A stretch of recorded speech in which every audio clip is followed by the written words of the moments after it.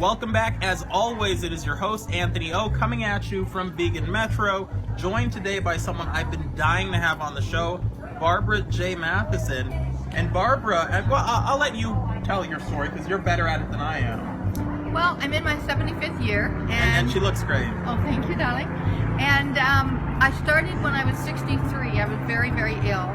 I had already had 4 suicide attempts. I had full-blown cancer. Lost my breast and my hair, my 2 favorite things about my body. Oh. I was up to 229 pounds off and on most of my life, and I'm only 5'3" and a quarter. I had lost my eyesight in my left eye with a mini stroke.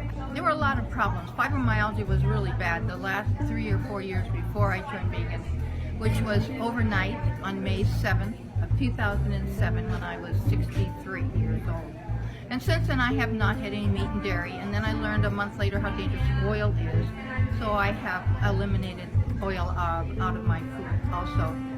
I am a teacher for Food for Life with Dr. Neal Barnard with PCRM in Washington, D.C., a Food for Life instructor. I'm certified health coach with Dr. Campbell, and also have I'm a graduate from Nutrition Studies with Colin Campbell out of Cornell.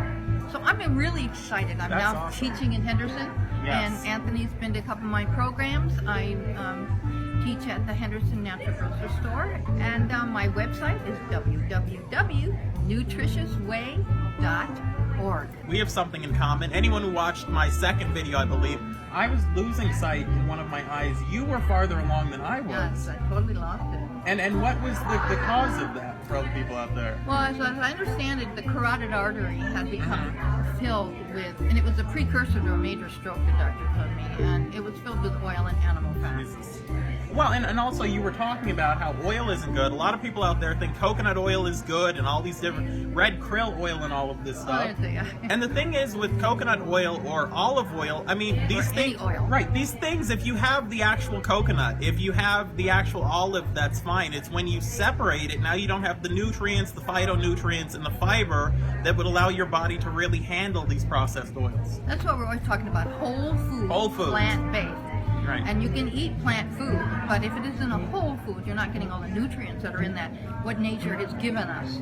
Right. And to make a salad every day, and to have your grains and your legumes and beans. Beans are good. Beans. Mushrooms, as long as they're cooked, they're really good. Well, Immune and system. people don't really know what whole food means. So basically, think of corn. That's a whole food, but the high fructose corn syrup, that has been separated, divided out. That's not a whole food, so that's bad. But if you wanted to have corn, that would be fine. When we teach what this whole food can do for your body. I mean, I've had diabetics in my classes after the 3rd week to no longer taking any medication. Cancer patients, after a couple of weeks of doing this, and at least 21 days, so you can change your taste buds, your body begins to feel energized and new, and you're starting to lose weight and you're not even trying because we don't count calories. You just eat all you can eat. That's whole food, plant-based, with whole grains. Non-enriched, non-bleached. I mean, as a matter of fact, if you're on the standard American diet, the Western, the meat sweet diet, and however many calories you're eating, and then you go plant-based, if you continue eating those same amount of calories, it's a massive amount of food. You're never going to be hungry, and also it's fiber. So anyway, we got to get going. Okay, well, But thank you, Anthony. thank you for having us on.